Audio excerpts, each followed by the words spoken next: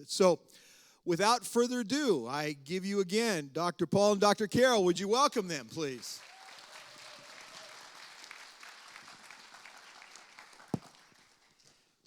Well, I need to tell you, we think you are amazing. Well done on just making this time available. We feel honored and privileged that you would come out and spend this time, and we think the world of you. Just so special to be with you. And we've got a few things that we're going to push through and get done. Out on our table there, we've got a bunch of little Trinity brochures. So if you know of a student or a senior, we have some of the most amazing programs happening right now. We have one program called Pack Your Bags, which is a kind of a gap year, but it's 4 credit. And students come, and we really try to be part of the answer to some of the issues that I raised a little bit earlier. So they come in, they do an initial course on just life skills. And we kind of help students understand that it's not a great idea to text your way through your first job interview. Simple life skills. And that's novel to a lot of people when they come. And at the end of that phase, the students go off to Milwaukee. They literally live for 24 hours in a homeless condition. They go through a poverty simulation, come back with a whole lot of new appreciation for mom and for home cooking and for their own bedroom. And really helps him grow up. And then we go into a ministry phase. At the end of that, we've got 3 tracks. One track, they're able to go to Nepal. Another track, they go to the Philippines. And another track, they can go to South Africa. And they go through about 6 weeks of serving in orphanages and serving with home-based AIDS care programs. And then they come back into a Bible phase, just thorough Bible literacy. At the end of that, they all jump on a plane again and they go to Israel. They kayak on the Jordan River, but they also walk where Jesus walked. They fall in love with the book and the land of the book. And then they come back into an exit phase. What should you do with your life? Should you go to college? Not everybody should go to college. But if they are, they need to be able to navigate college, get through it quickly, get through it and graduate, and get through it with as little debt and as possible with no debt at all. So those are the things that we work hard on at Trinity. We've got fantastic ministry preparedness program, but there's also teacher ed and business and a bunch of other things. So if you'd like to take that and you know of anybody who's interested in the program, we would love you to make them aware of that. So we've had 5 points today. You're tracking with us, okay? The accent's all right, it translates.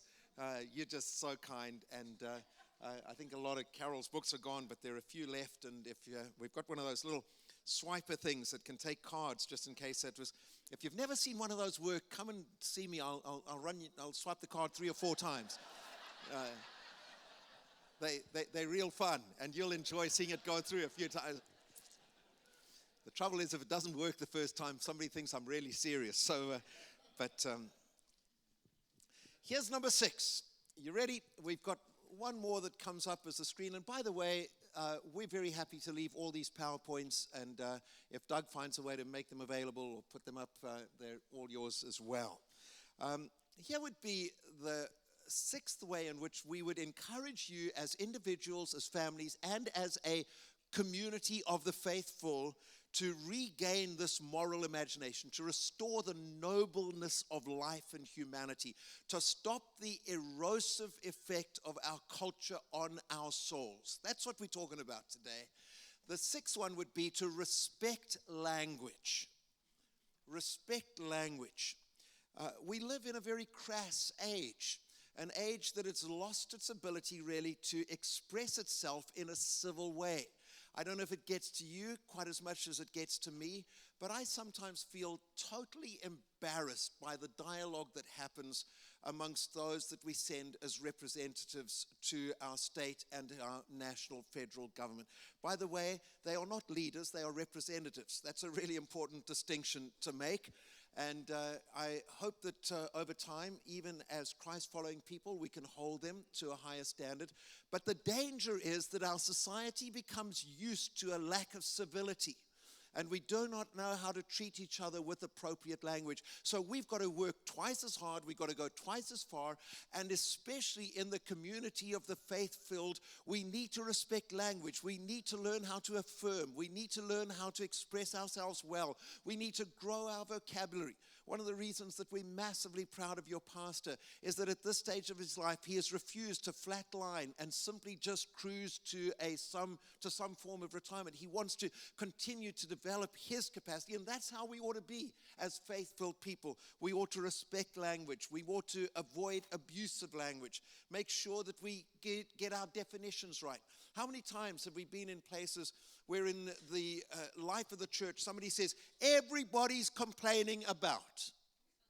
Have you heard that sort of language? Oh, I've been a pastor. I get that downstream, a whole bunch. Everybody's complaining. When I investigate, there are 3 people that have had a conversation. So I don't buy that language anymore. That's probably why I'm not a pastor, because I have very little tolerance for that sort of nonsense. But don't say everybody when it's 2 people. Be accurate in your definition. Say, we had a conversation, so this is what we found. Honesty, respect, good civility, and a careful use of language restores our humanness. It grows our God-created capacities, and it's really important if we're going to have an imagination for a preferred future, which is one of the reasons we come to church, right? One of the reasons we gather as a community is we believe we can still create a preferred future in our lives and for our children, for our grandchildren, for next generation. Part of that is that we cultivate wholesome language, good language. The Bible says, think on these things that are pure and good and wholesome and lovely, and we ought to express that in our language. I love Proverbs 25:11. It says, a word aptly spoken is like apples of gold in settings of silver.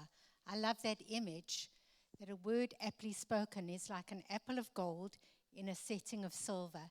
And that, I think, is a picture, a metaphor of how beautiful language can be and how affirming language can be like a balm, healing to your soul. I know that when my soul has been upset or hurt, I know that words spoken into the depth of my soul can be like a balm, like a healing oil flowing into my soul.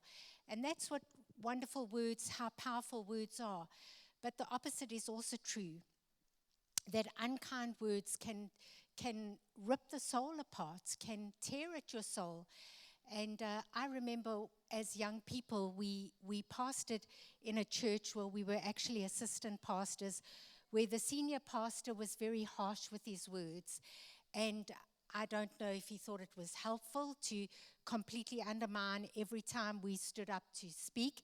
He told us that we spoke absolute rubbish and our messages were terrible.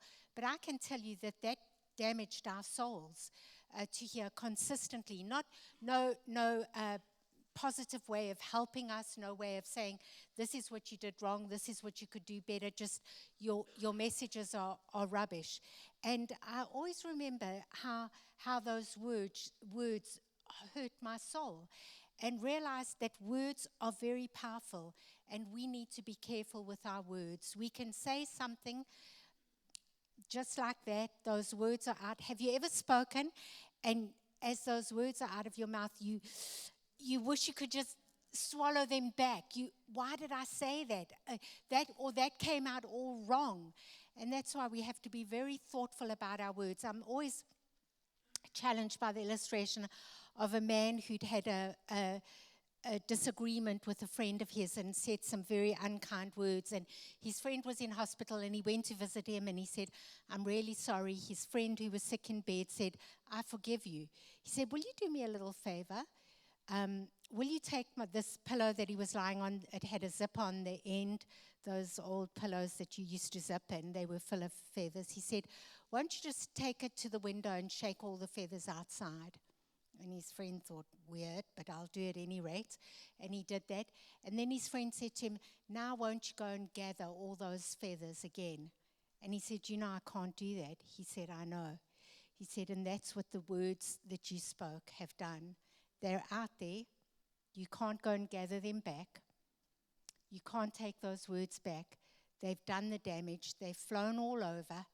I can forgive you, but those words are out. And that really is a powerful illustration of how important our words are, that we should stop, think before we speak, and consider our language. Because a word aptly spoken, a word spoken in season, is like a golden apple in a silver basket. And I want my words to be like that.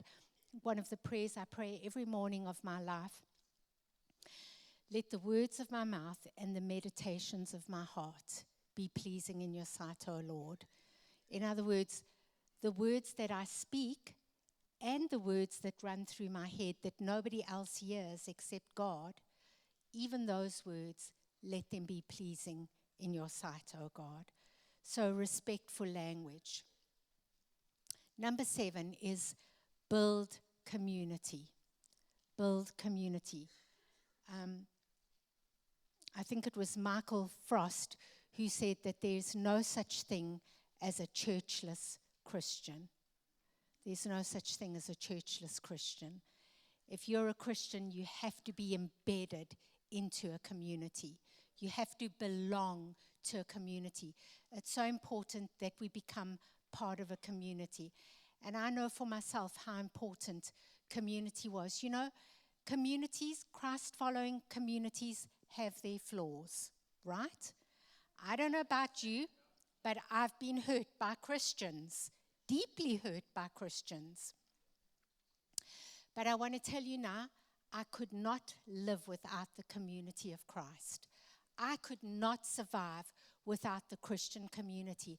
And the times that I felt it most deeply was when my son had his accident. When my son had his accident, the community of God's people that we'd only belonged to for a few short years gathered around us and were the most incredible comfort to us in our time of need.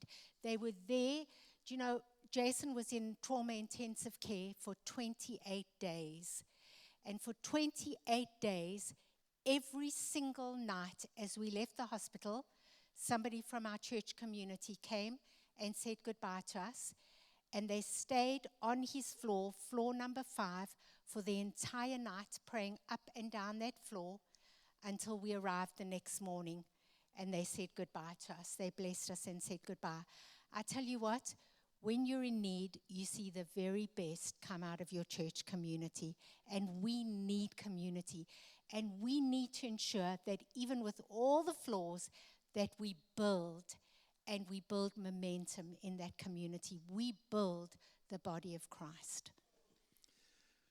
We just came back this last week from teaching an MA program in South Africa, and when we're there, we use a building or we use a classroom in a church that has been pastored by a very dear friend of ours. They planted the church about 24 or 25 years ago, and the nation of South Africa in that time has gone through dramatic social change.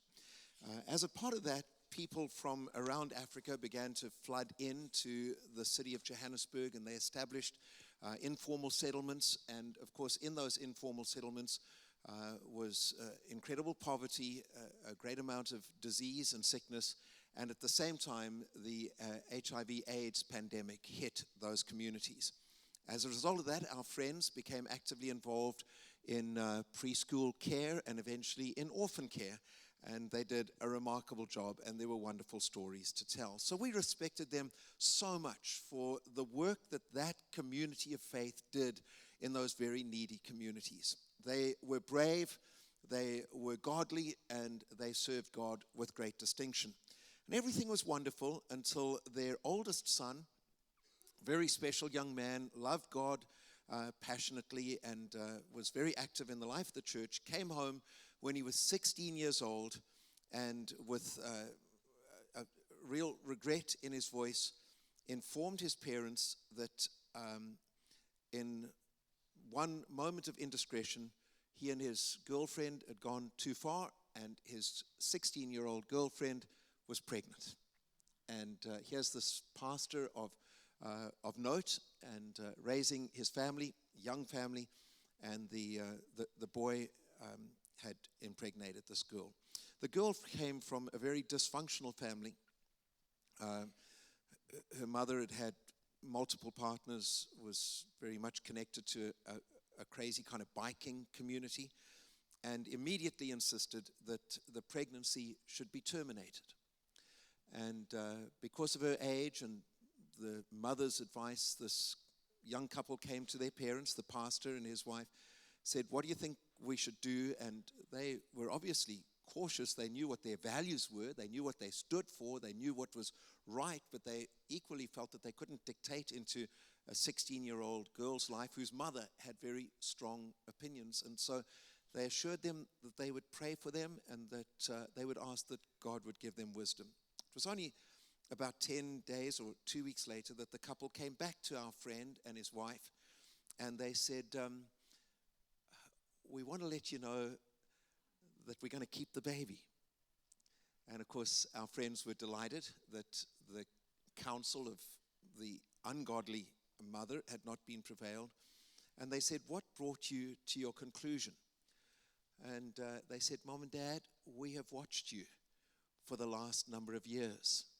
We have seen how our community, our church dignifies life, is committed to mothers who know that they are carrying HIV positive babies and gives them an opportunity to bring those babies into the world and have them cared for. We've seen the way in which you have worked hard to provide dignity to people around our community. We know you love life, and considering your lives and having evaluated what you've done carefully, there's no way that we could disregard the life that God has given us." So 16-year-olds, they got married. And our friends moved out of their master bedroom. They put a bed in the dining room. And every morning when this young man and his wife went to their 12th grade class at school, they took care of their new grandbaby. He was pastoring a very large church, woke up every 4 hours to change the baby's diaper through the night and care for the baby. And today that young couple are serving in ministry in that church. They've had 2 more children, and the story is just the most redemptive and wonderful story ever. I believe that as strong an influence as the Spirit of God might have been in that young couple coming to their decision, equally strong was the example of a vibrant, Christ-following community that lived out its values and valued life. That's why we connect. That's why we belong. And allow me to preach for just 1 second. I know I'm going to have my time tomorrow. But friends, you're here today, and I honor you and respect you. But if there's any inclination to live somehow on the outer fringe of this community, look in from a distance, to become uninvolved, to disconnect, my urging would be, don't do that. Commit yourself to the community of the faith-filled. Of course we've got our issues, and of course we've got our faults, but there is nothing that so reflects God on this earth than the community of God in a local church, and your soul is enriched every time you find yourself committed to the call and the cause of the local church. It is fundamentally important to your humanity and to your imagination of a preferred future. Got that? Is that okay? Here's number 7, and they're all listed now, so that gives you an opportunity to see where we're heading. After speaking to you about building community, number 7 is sort of really long language. It helps us sound a little bit more intelligent, and then, of course, we'll try and explain it. It is to create plausibility structures. To create plausibility structures. Put simply, we've got to work hard all the time as Christ-following people to show that what we believe actually works. It's not good enough only to believe. It needs to be enacted in everyday life. It has to be worked out in the way in which we conduct our lives. It has to be worked out in our deep commitment to values and morality and things that make a difference in the way in which life comes together. In other words, we have got to work as a community at family level, at church level, and at individual levels, consistently proving that this great message of ours is not something that's just some kind of ticket to heaven that'll happen one day when we die, but it's actually a dramatic impact of God upon our lives, influencing everything that we do, so that people look at us and they say, wow. So that's how it's done. Do you know, if you want to know the overarching story of the Bible, it's very simply this. The children of Israel were not a special nation, they were a chosen nation. They were no more special than anyone else that God had brought into existence through his creation, but they were chosen. And they were chosen by God to follow certain creeds and rituals and rites, to be able to get an identity built around the 10 commandments and the other commandments of God that were absolutely profoundly brilliant. And the whole reason why God chose them and gave them his revelation was that their lives would be lived in such a way that all the other nations around about would see the reflection of God out of this chosen nation, and they would say, wow. So that's how you treat the elderly. Wow. So that's how you raise your kids. Wow. So that's why there's less abuse of women in your society, because God had given women dignity years and years and years before any other culture was even able to understand that concept. Women were possessions. They were owned by men, still are in many parts of the world. But our God gave revelation thousands of years ago that he creates us in his image, and he calls us to treat each other with dignity and respect. And the whole purpose of the nation of Israel was that the rest of the nations would say, wow. That's how it's done, and that's why we build community, and we create these structures so that our society says, wow, when everything else is eroding and things don't seem to work out, you've actually got some things that work, creating plausibility structures. And I love it because in John chapter 4, Jesus shows us exactly how we do that. So here he is, Jesus and his disciples have gone off to buy food, and it says that he went through Samaria. He did this purposefully. He went through Samaria, and what I love about it is that Jesus would go through Samaria for just one person. He went through Samaria for just one person. And you have to understand that to go through Samaria for a Jew was an absolute no-no. I mean, the Samaritans were hated by the Jews. They were very racist. There was a racial divide between Samaritans and Jews. So a Jew would never want even the sole of their foot to touch the ground of Samaria.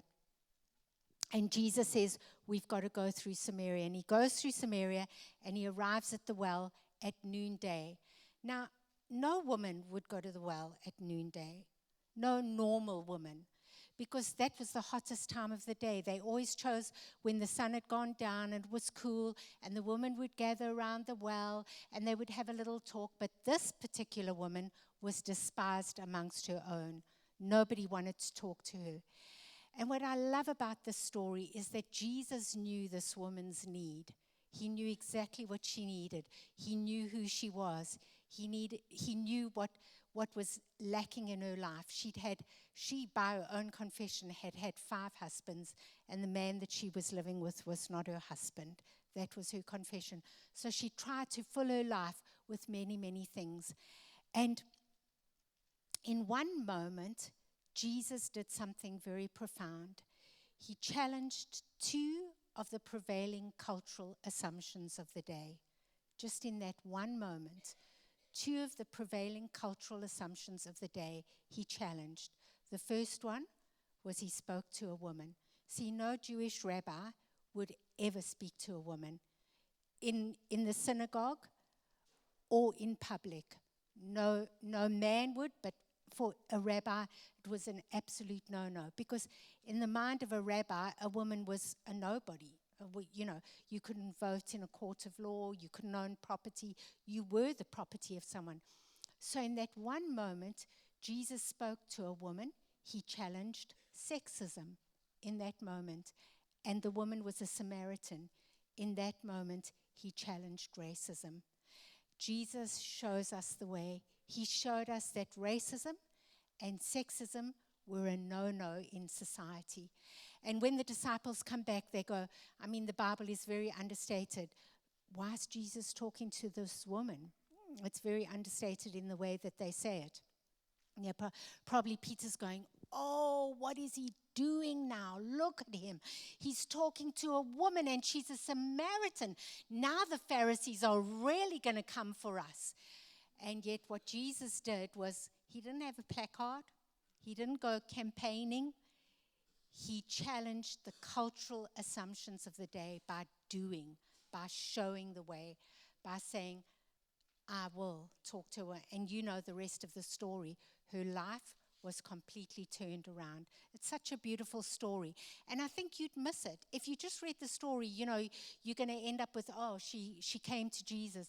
But actually the beauty of the story is that right at that well, Jesus did something. He challenged two of the prevailing cultural assumptions of the day and said, this is not part of what I am. This is not part of my message.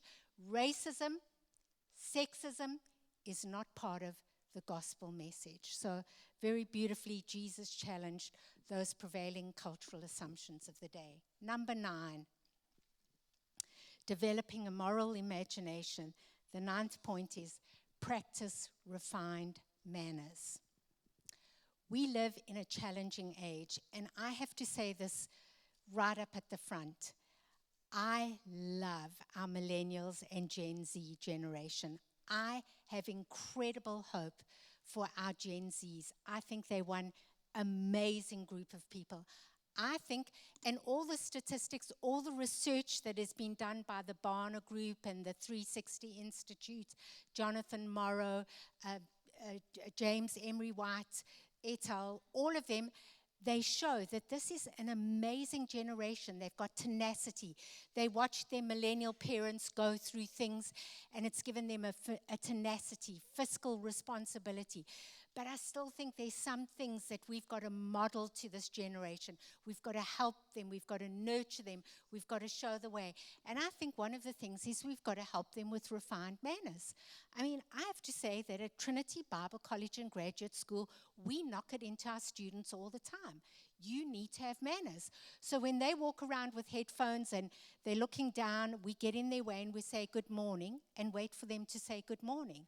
And then we ask them how they are, and we wait for them to ask us how we are as well. Because there's something about being a Christ follower that gives us good manners. We're polite to each other. We treat each other with respect. That's something about the Christian. You know, a lot of people come to me and they say, you don't understand us. We're just American or we're just British, and that's not part of our culture. Well, let me say this. Before you're American or before you're British or before you're Russian, you're a kingdom person. So your first culture that you buy into is the culture of the kingdom. And if the culture of the kingdom is one of respect and honor, that's the culture we buy into. I understand we appreciate the fact that we're born in this great nation, that we belong to. It's a wonderful nation. But before we imbibe their values, we have to imbibe the values of the Bible, the biblical values that help us to become the people that we need to become. And one of the most important things we can do in our generation is to show the way by being respectful to each other, by being well-mannered, by learning just some simple words, please and thank you. By when you go to the restaurant and the waitress serves you, by saying thank you, by opening the door, by just being refined in your manners. That is a kingdom culture and a culture that we need to buy into. And I hope I'm not sounding like a pedantic old woman, because I don't feel like an old woman. I might look old on the outside, but inside of me, it's still a whoopee ding, and I'm still ready to go for it. So practice refined manners. I heard a story about a man who was walking up towards a big corporate office, wonderful glass building, and as he looked through the glass door, he saw a young businesswoman coming out. She had a really high-end leather purse and clickety-clack shoes and a little business suit. And she was walking towards the door, and so he spontaneously reached out and he opened the door to allow her out. The woman came out and looked him up and down with absolute disdain. And she said to him, "I hope you didn't open that door just because I'm a lady." And he thought for a few moments and he said, "No, ma'am, I opened that door because I'm a gentleman." Whoa. So seriously, we think that there is something intrinsically wholesome about inheriting a good future when we learn what it is to treat people with utmost respect. The Bible puts it this way: treat each other as you would have each other treat you, and prefer one another above yourselves. In other words, we learn what it is to treat each other with dignity and respect. So allow me to be just a little bit preachy for a while, but of all the places where people should feel valued and appreciated and wanted, and where there's a place for people to express themselves well and wholesomely, it ought to be in the community of the faith-filled, where we honor each other, we respect each other, and we model good manners. I was a pastor of a church that had a long history, and I noticed that there were certain people that were hardly ever in church, but come the business meeting, they were down in the front row with big files. And they monitored everything very closely. And there was something in my spirit that said, this is wrong. So I introduced a concept that said, if you're not a shareholder, you shouldn't participate in the business meeting. Well, of course, I got into a lot of trouble for saying that. And I simply said, if you're not invested, if you haven't treated people with respect, if you haven't given of your tithe and your income for 12 months, I don't think you've got a right to be at the business meeting. Well, that stirred up even more trouble at the business meeting. And it wasn't long before we had a certain group of people behaving really badly. And I remember as a younger pastor, something in my spirit grated. The church is not the place to behave badly. It's a place where we move with dignity and respect and honor, and create a culture where our children learn from us that we're able to honor each other well. And so I actually appealed to the business meeting and said, if this is the way you want to be treated, you let me know, but I'm not sticking around. And I'm glad to tell you that those rowdy individuals were voted down, and we moved on, and we established a much higher bar for the way in which we do business in the church of the Lord Jesus. So just getting it in. I'm putting it in, I'm giving it a little twist. But I want to let you know, friends, this is the place where we honor each other and we treat each other with dignity. No room for pettiness or silly anger. I'm getting on a plane on Monday, so let me get it all out while I've got an opportunity. Is there just an itsy-bitsy little amen to that? We got it.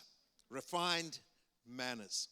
And my friends, if we don't do it, our society is in deep trouble, because we have lost a sense of refined manners in our society. As Carol says, I'm slightly obsessive. But if somebody's walking down the corridors at Trinity and they don't even see me, I get in their way and we bump into each other. I remember some years ago, we built a new home in Australia, and we designed our kitchen, and everything was really beautiful about it. We looked out through lovely Australian eucalyptus trees, and we had kookaburra in the trees, and we had a little creek at the bottom of our garden. It was idyllic. But we made one mistake. When we built the kitchen, as you came in from the foyer, the fridge was right on the edge of the kitchen, closest to where you came in from the foyer. And our son was a teenager at the time, and I don't know what it is, but teenagers seem to have this way that when they pour a glass of milk, they want to check the sort of science of how you get a little dome on the top of the milk. You know, just never half full, never reason. It was always full, full, full. And, of course, I'd come in after a busy day. I'd walk down through the foyer. I'd turn into the kitchen, and there was Jason with a very full glass of milk. And it wasn't once, it was several times. We collided.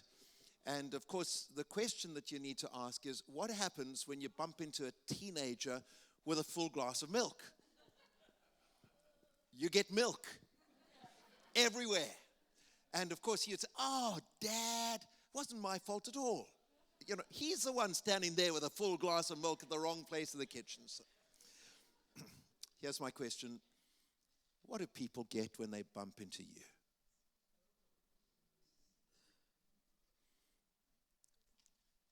Just a thought. Number 10, go outside. What do we mean by this? Literally, that's exactly what we mean. Go outside. You know, we live sometimes in very artificial environments. Our lives get so full and busy. We jump from the car into the store, back into the car, back home. We eat quick meals. We get through life, and we sometimes can go through years, and the only thing that tells us that there's a changing season is that we've got to dress up a little bit against the wet or the cold, but otherwise we're unaware of the normal cycles of life. Of course, we're a long way now from the agrarian societies that would understand that. Our grandparents understood that actually life was made up through the progression of seasons, and every season had its challenges, and every season had its richness, and every season had its uniqueness. And so the pace of life was different because it was ordered often by the passing of the seasons.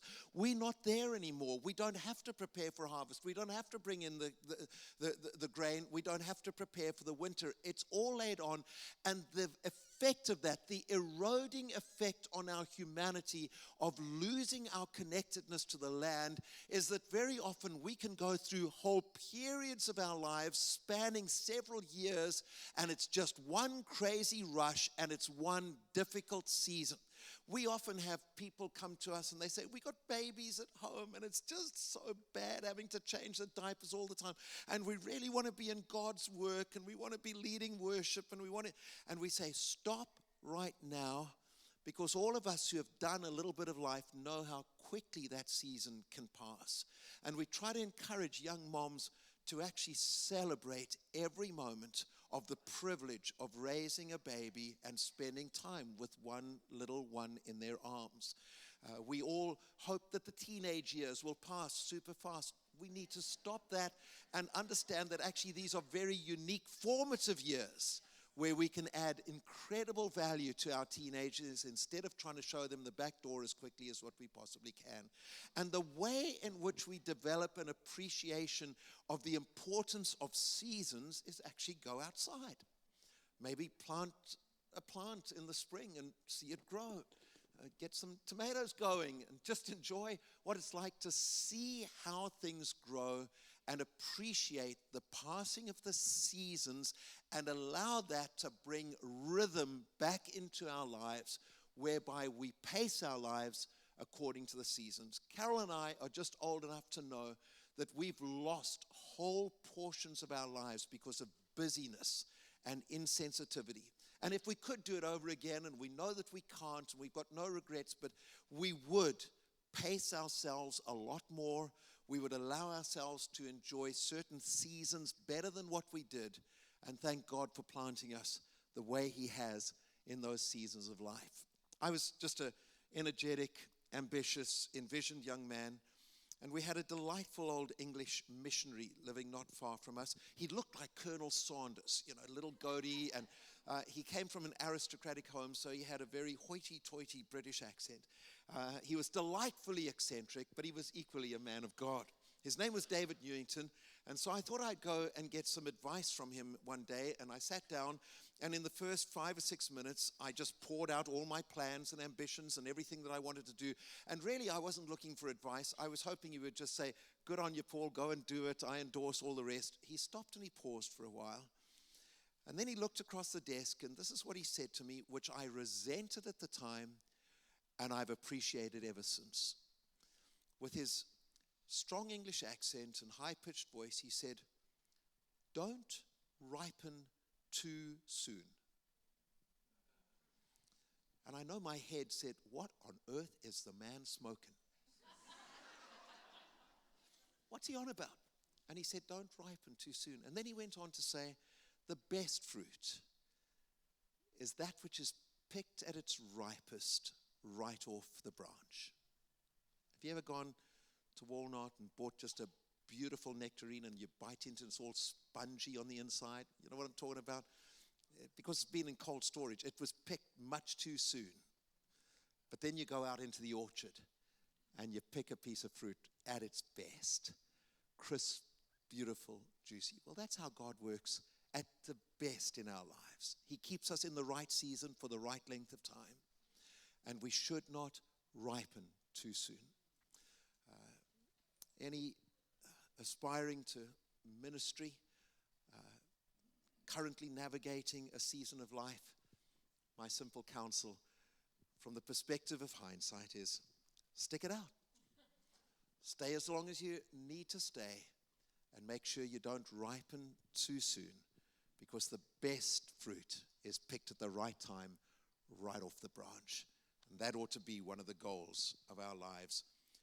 Make sure that you go outside. Here's number 11. Number 11, cultivate silence. You know, we live in a world where I'm sure all of us have our phones with us. In fact, a couple of weeks ago, maybe 3 weeks ago, we were at the Pentecostal World Conference, and there was some preaching, and as we were listening to the preacher, I had a bird's eye view of a couple of people in front of me and on the side. And they were all leaders in their movement. The one was a superintendent, the other one was a lead in his movement. And as the preachers were going on, I saw both of them get onto their phones and check Facebook. These dudes were over 70 years old, and there they are checking Facebook. And I said to Paul, "Psst, look at that." I said, and we give our young people a hard time about, being on social media, but we're as addicted to jolly iPhones as our young people. And Dr. Caroline Leaf said one of the things we don't know, it's almost difficult for us to cultivate the silence, to actually just be on our own. So we'll go into a room and be on our own, and we have our phones in. We keep checking them, checking if there's something just popped up. Or we listen for the bing, and as soon as there's a bing, we just do not know how to put that phone away, go into a quiet place, and just cultivate silence, solitude with God. Allow God to speak to our souls. Allow God to refresh our souls. Allow God to just minister deeply within us. And if we want to cultivate a moral imagination, I cannot stress how important it is for us to somewhere in our everyday life cultivate a time of silence where we're just on our own, where we can put our heads back or down or however we do it, and just let God speak to us. Allow our souls to be quiet. Just pull ourselves out from all the noise and everything that's running around in our head, and allow God to speak into our souls. It's so important that we learn to do that we learn the importance of cultivating silence. I think Paul said it a little bit earlier, but, we are not human doings. We are human beings. And we want to do all the time, but sometimes we just need to be. One of the things we did when we got to Trinity Bible College and graduate school was we tore down a very ugly old building that was right in the heart of our campus, and we replaced it with a chapel, a prayer chapel, and then corridors that linked all the buildings together with classrooms.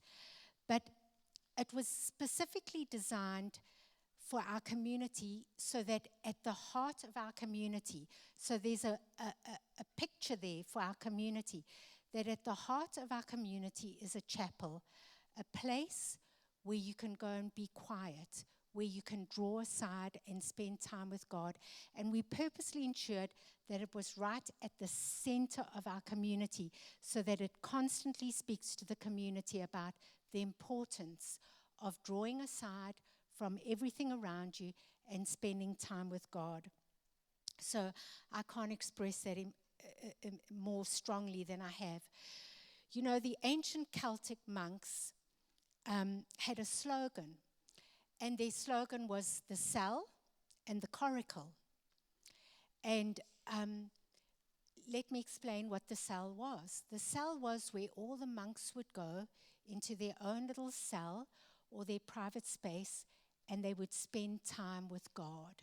It was that quiet cell. These ancient monks in the 400s would go into the cell and they would spend countless hours with God, just in absolute meditation.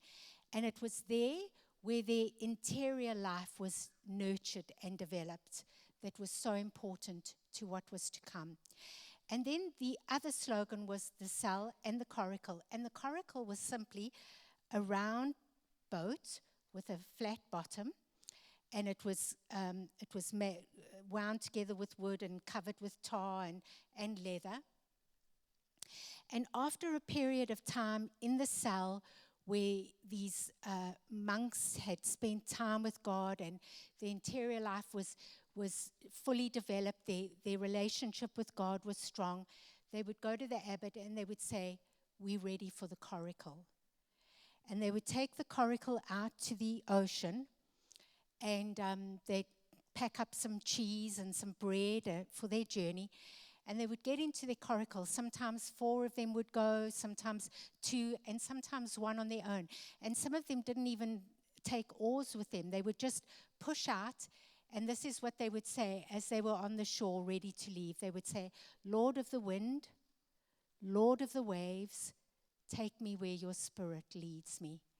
And in absolute faith, they would go out. And they say that most of Western Europe, in those dark ages, that was a very dark period in our history, most of it was won by those Celtic monks, because they knew the rhythm of life. They knew how important the cell was, and after the cell, the coracle.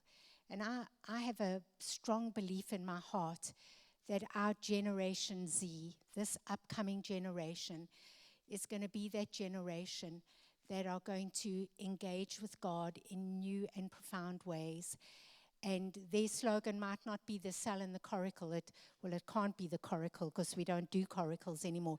But might be something like the prayer chamber and the aeroplane, or the prayer chamber and whatever.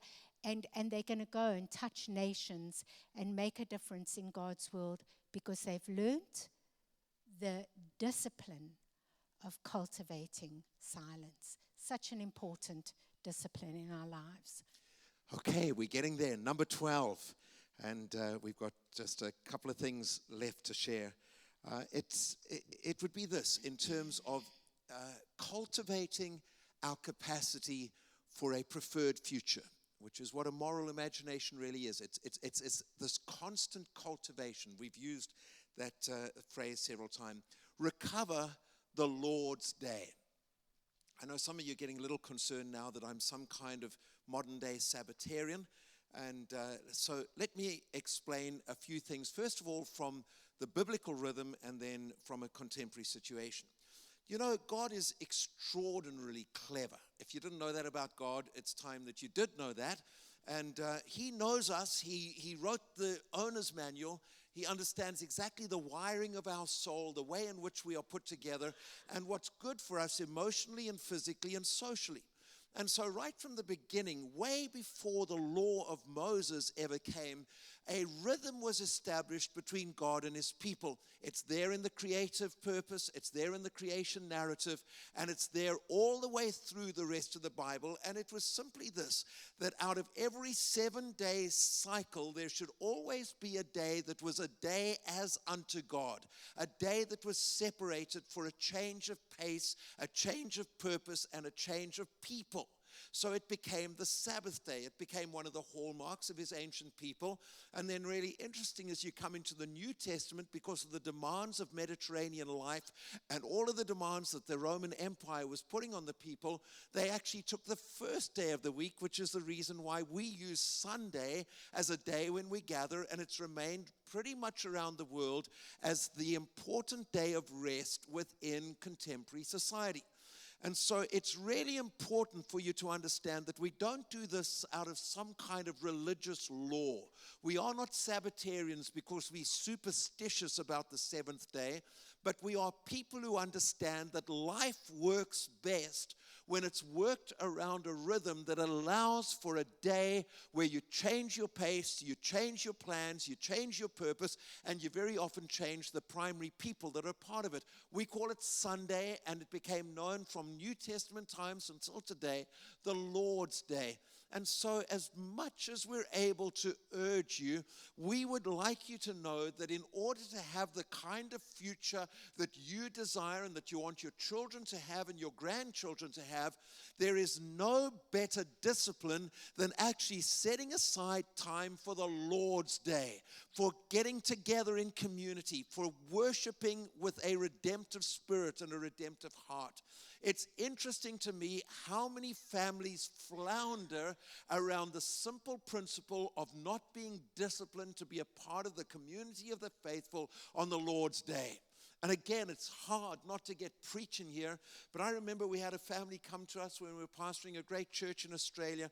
They were angry. They pretty much stormed into my office, sat me down, and blamed me for the continuing dysfunction in their children's lives. They said, our children aren't serving God. The church has failed them. And I was able to bring them to their senses by simply reminding them that their children were great athletes, they loved tennis, and they loved soccer. And as we look back over the previous 5 years, the amount of time that they had taken their children out to tournaments on Sunday had far exceeded, at least 2 to 1, probably 3 to 1, their time in church as against their time on the court or their time in the field. And when we were able to analyze that, they realized that it was their rhythm of life that had failed their children's future and their children's faith. And so I would like to suggest to you that a really important value for us to develop as part of restoring our human dignity is to look at the importance of a day, one day out of 7, not out of religious legalism or law, but out of the wisdom of God's revelation, where we gather together and we change our pace and we have rest. Think of it like this. In the horrible days, which still exist sadly in many parts of the world, of slavery, a slave had no human dignity. A slave was simply owned. A slave was a chattel. A slave was somebody that had lost their right to their humanity in the eyes of their owners. They didn't know what time was. They had to simply be available when their owner wanted them to be available. They had no control over how they governed their lives or how they paced their lives. And so a slave was somebody who had no right to an income, no right to planning, no right to any kind of pacing of their lives.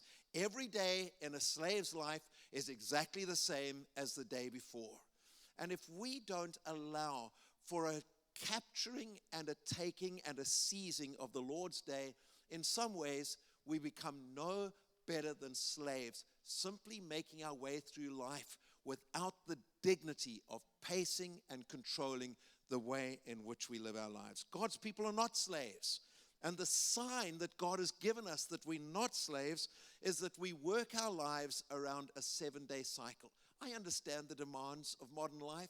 I know that some jobs require work on a Sunday, and it's not sinful to work on a Sunday because we're not Sabbatarians, but it is ultimately destructive not to make time or space for the gathering of God's people, for sanctified worship, for good instruction, and for functioning as a community of God's people together. So our counsel would be, find a way, work like crazy, plan as best you can, ask God's grace, and let's together recapture and recover the Lord's Day. Carol's going to tell a story at my expense, so please make sure that you watch her and not me as she tells the story. I think part of the rhythm of life and part of God's plan for us is to actually enjoy our journey. I think that every day we need to get up and say, what exciting thing have you got for me today, Lord? What wonderful and great and exciting thing. We need to live with purpose in our lives. I love that Jesus said, I've come that you might have life and that you might have it in its abundance. And I think Jesus wants us to laugh. I think when we laugh, he laughs with us. I think Jesus wants us to have fun. I think he wants us to enjoy life because he came that we might have life and have it in all its abundance. And we learned this lesson in a very different way, in a very profound way. In South Africa, when we used to have vacation, we used to have to travel a very long way to get to the ocean. So it was an 8-hour journey to get to the ocean, and then our vacation would begin. And I never enjoyed that because I knew that once we got in that car, we were going to go. I don't know about men from this area, but I just can tell you, South African men, they get behind that wheel and they want to get to their destination. So I never looked forward to this whole thing of traveling these 8 hours with my husband in the car. So I would kind of be preparing my mind for 2 weeks before the actual journey and trying not to have a nervous breakdown, and I just prepare my soul for this journey. And the night before the journey, I would get up and I'd make sandwiches, and I'd make sure we had lots of coffee and lots of sugar, caffeine and sugar by the tons, and pack it into a basket, and then make sure that when the kids woke up, I said to them, empty your bladders good, because Dad's not stopping. Just make sure you're good. Dad's not going to stop on the way. And it's amazing, because even to this day, they have extended bladders. They can go for 15 hours, and thanks to Dad.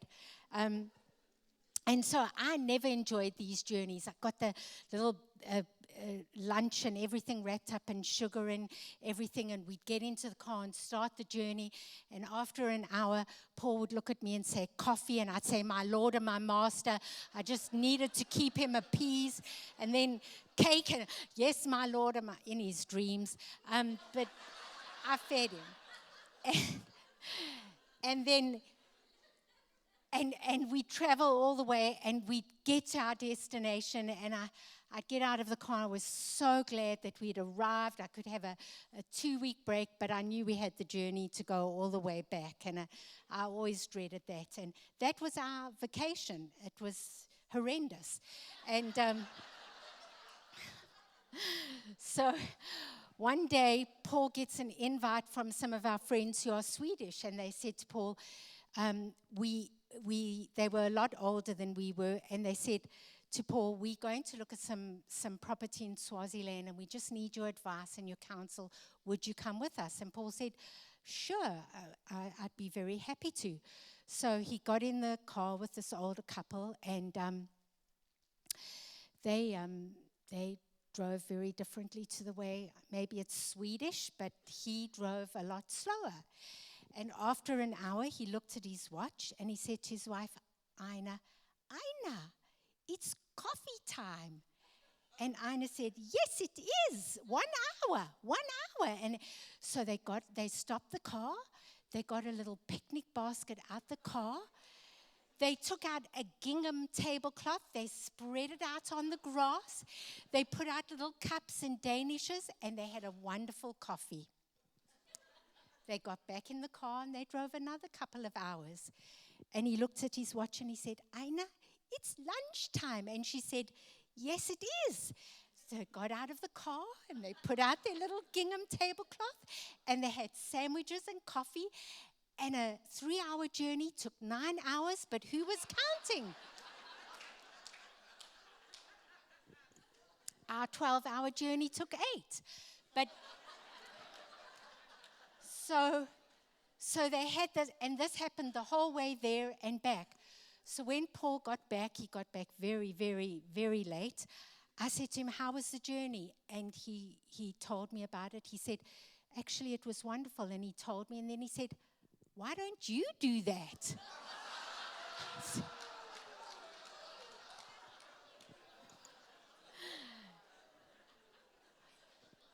All I could think was men. And so we've been doing that ever since.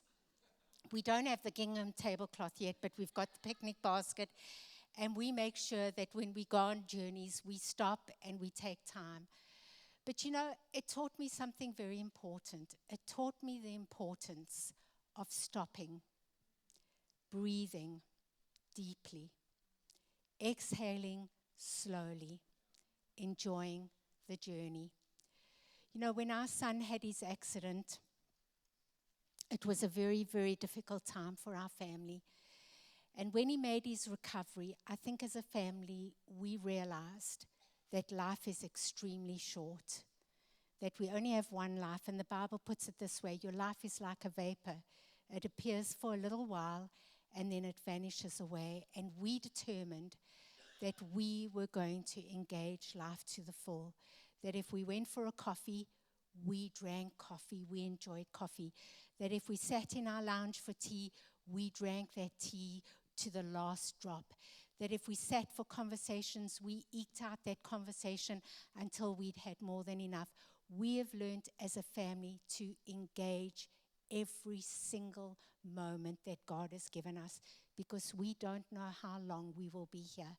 And that's part of the rhythm of life, that this incredible Jesus that we serve, this amazing God who's invaded our lives and our souls, has come so that we may know life in all its abundance.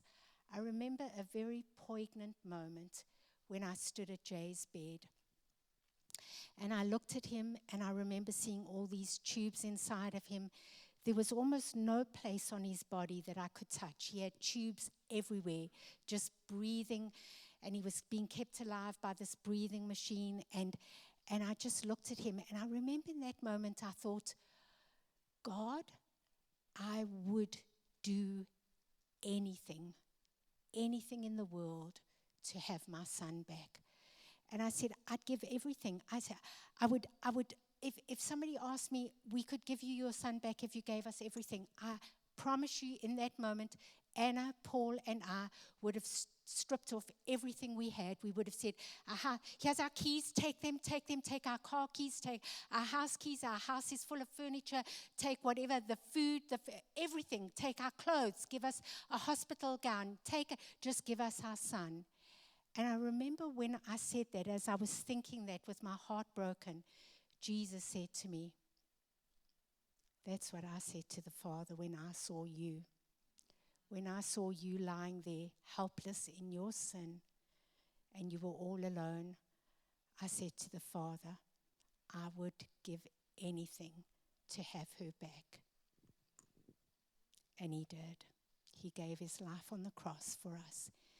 And every day I take pause. Every single morning of my life, I take pause and I say, thank you for another new day.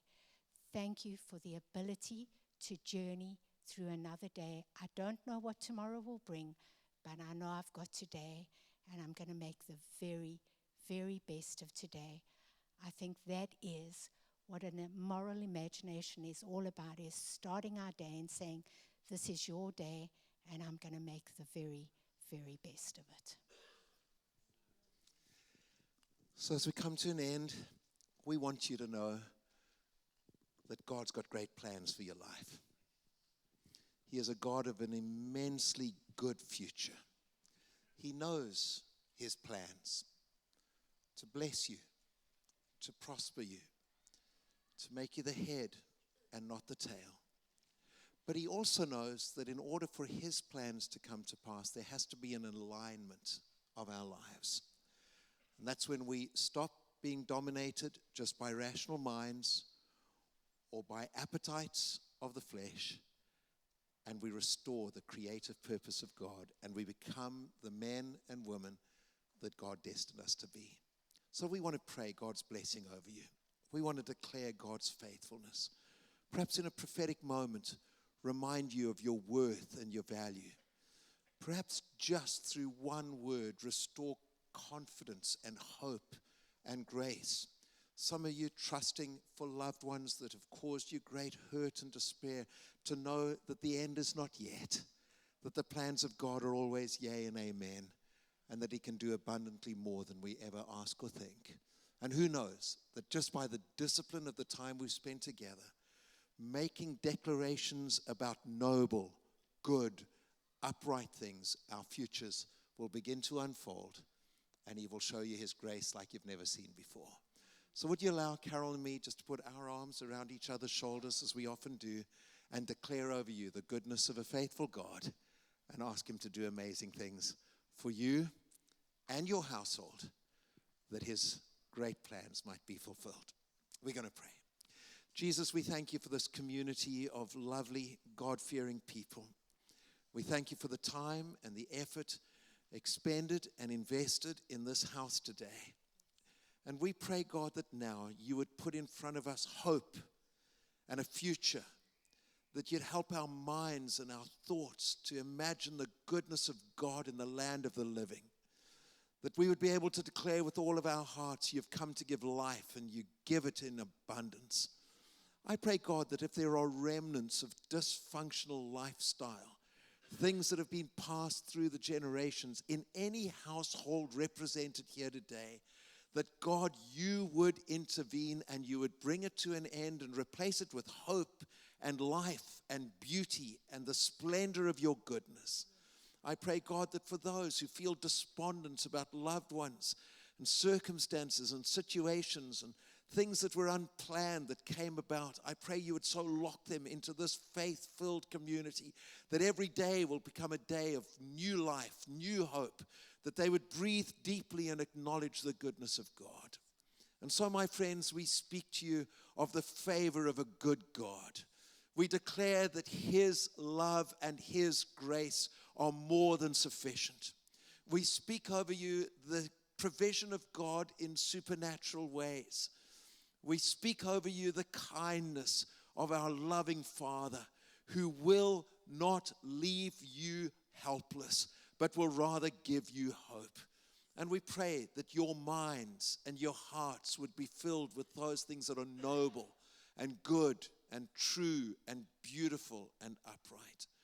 And so, people of God, dear friends in Christ, know this: your God is for you and with you, and he will sustain you all the days of your life.